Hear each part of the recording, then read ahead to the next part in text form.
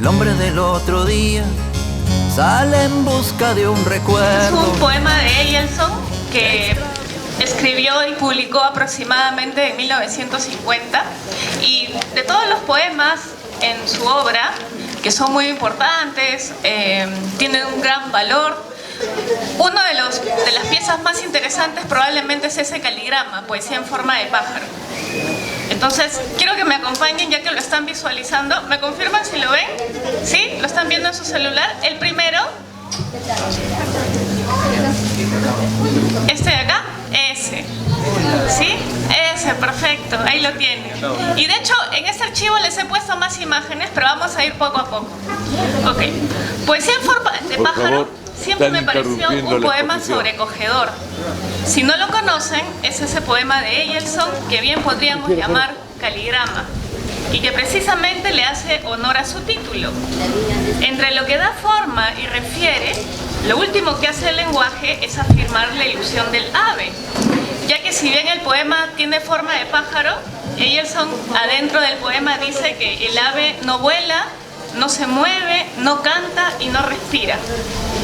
Pero no me refiero a este drama, sino al que sufre la palabra en su intento por decir y ser. Experiencia similar a lo ocurrido en los cuadros matéricos de Eyelson. De hecho, Eyelson parece tener una afición con las aves. Las aves están volando mucho en su obra poética. Tiene un cuadro matérico que es el siguiente, si ustedes deslizan, y en ese cuadro hay una suerte de esqueleto de ave que está atrapado y que también tiene arena, ¿no? Dicho sea de paso, Eyelson tenía obras plásticas en las que utilizaba arena, ¿no? Arena como la que nos está rodeando ahora. Y en la época en la que él vivía en Italia, mandaba a traer arena, se cuenta, de Perú.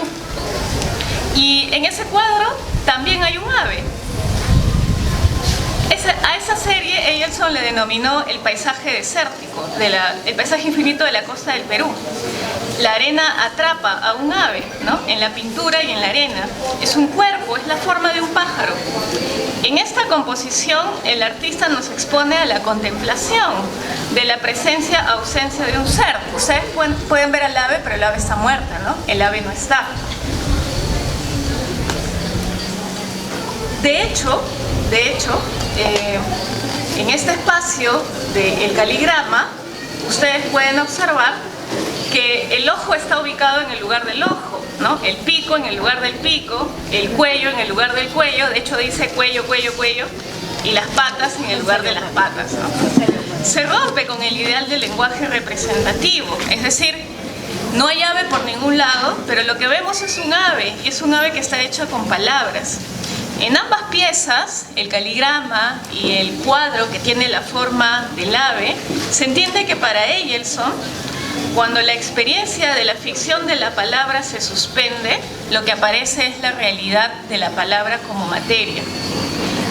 Y ese me parece un drama interesante que sucede en el poema. El drama de que a pesar de que el lenguaje menciona al ave, el ave no está muerta, no está viva. Muy bien, esto quiere decir que cuando nosotros no nos detenemos en lo que el lenguaje dice, reparamos finalmente en lo que el lenguaje hace. Lo que ocurre en poesía en forma de pájaro es una operación similar a la que Michel Foucault en algún momento identificó en la obra de René Magritte. De pronto ustedes recuerdan esa obra que también está en el QR que les he mostrado, que es esta, ¿no? Esto no es una pipa. Es la imagen, el dibujo de la pipa y una oración abajo que dice esto no es una pipa, ¿no? Estos elementos también son una suerte de caligrama porque está la palabra y está la imagen. Pero aquí Magritte lo que está haciendo es está divorciando la palabra de la imagen. A esto Foucault le denomina el caligrama deshecho.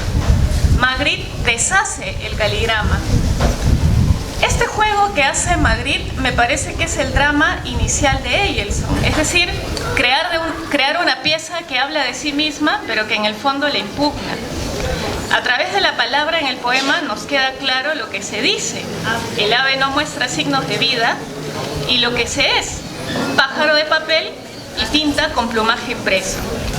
Magritte y Eyelson parecen ser conscientes de que aquello que se desenmascara en la fantasía, a su vez reafirma una paradoja: jugar con el lenguaje o desmantelarlo consigo mismo.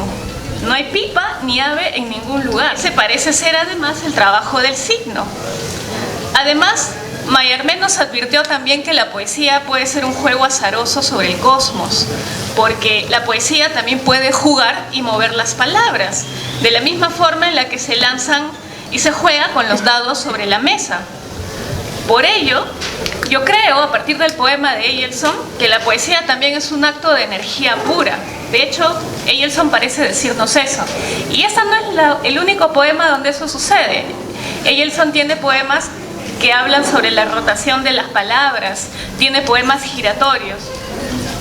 Entonces, el poeta mueve las palabras porque el poeta las sabe objeto o materia reconocible que puede describir y medir. La poesía con forma de algo tiene la capacidad de asimilar operaciones geométricas como la rotación, la traslación, la orientación, entre otras. En el poema de Eyelson, el miedo tiene una física y la poesía una geometría sobre el papel. Ahora, ¿por qué les cuento todo esto? Porque 66 años después de haberse publicado este poema, hay nuevas escrituras que lo van a reformular. Es decir, se van a presentar poetas, artistas, que van a reconstruir poesía en forma de pájaro desde la literatura electrónica. Y si ustedes siguen deslizando ese QR que yo les he pasado, van a encontrar un pequeño videíto donde aparece el caligrama, poesía en forma de pájaro, pero en movimiento. Y este movimiento ha sido hecho a partir de la programación y la computación. Yo estoy segura, o casi segura, que si Eyelson hubiese visto esto, se hubiese impresionado, hubiese estado contrariado, porque él tenía un sentimiento muy particular hacia la tecnología, ¿no? Él sentía que la poesía tenía que abrirse a otros espacios, porque iba a llegar un momento donde, según él, ¿no?, la poesía iba a estar en riesgo. La poesía tenía que abrirse del gueto literario. 66 años después, parece que los poetas que utilizan literatura electrónica lo hacen. Y esto va a suceder en el año 2016, cuando Mauricio Castro, que es un sociólogo y educador, crea un videojuego sobre poesía en forma de pájaro que se llama Pájaro. En esta pieza, que estuvo pensada para que niños puedan jugar e interactuar con una pizarra electrónica e interactuar con un poema, los versos amarillos de Eyelson se van a convertir en sonido y haces de luces parpadeantes sobre la pantalla. La palabra objeto va a caer verticalmente. Si ustedes pueden ver el video al que pueden acceder por este QR, se van a dar cuenta que en este videojuego las palabras van a ir cayendo y el usuario con el cursor va a tener que seleccionar cada palabra para armar el caligrama. Si hiciéramos un concurso ahora con este videojuego, tendrían que armar el caligrama a partir de la interacción con el celular. Ahora el videojuego está desactivado, pero ahí les puse un video.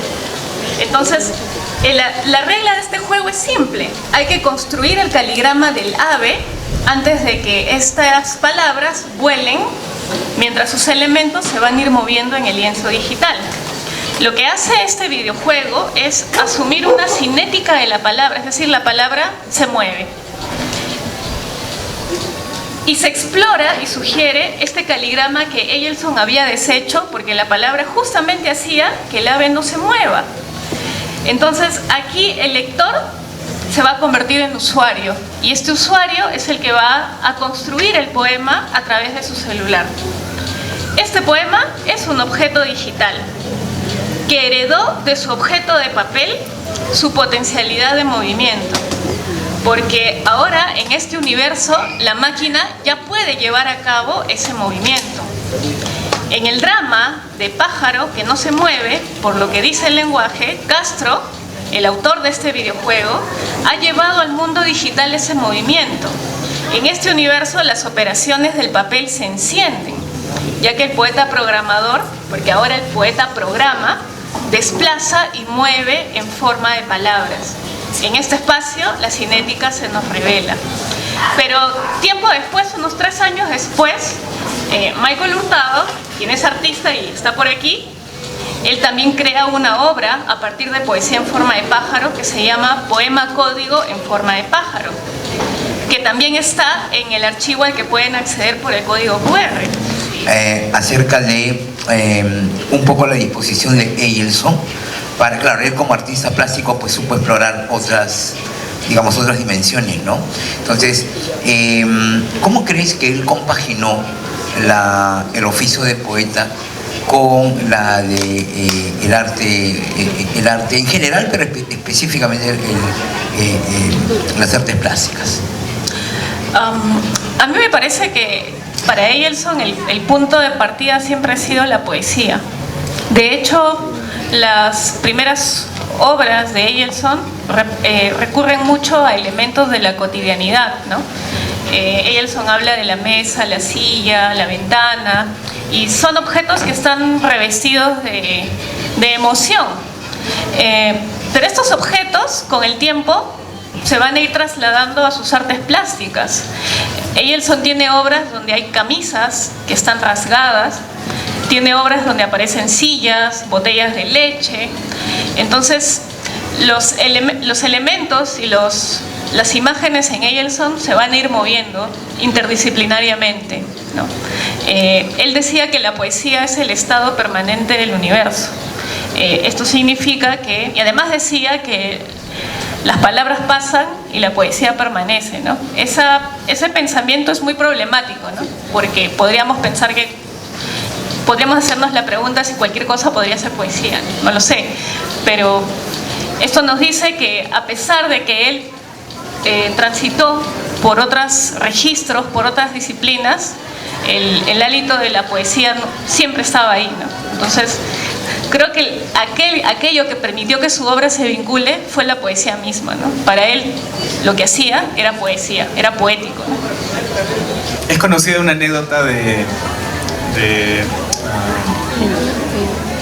un escritor, no, un filósofo, que, bueno, el que escribió Así habla Zaratustra, Nietzsche, que cuando él comenzó a envejecer, comenzó a padecer muchos problemas de salud y dejó de escribir justamente por esos problemas de salud, hasta que adquirió una máquina de escribir.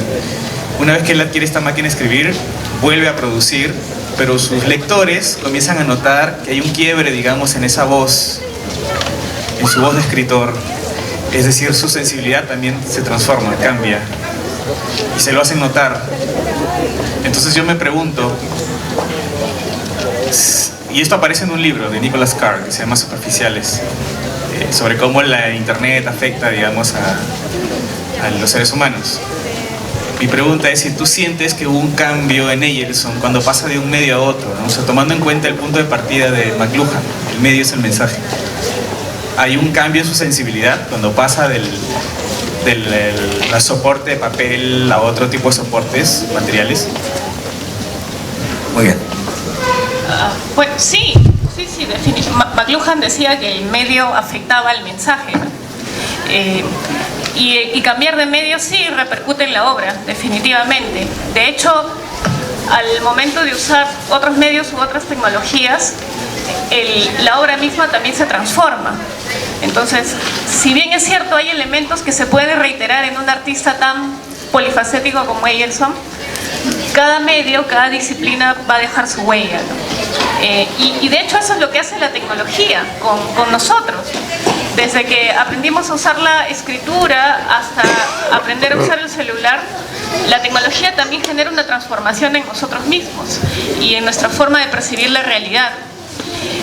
Un artista que utiliza otras disciplinas, pero que también utiliza tecnología, también va a ver afectada y esto va a repercutir en su obra, ¿no? De hecho, la literatura electrónica lo hace, así como lo hizo la poesía visual en su momento.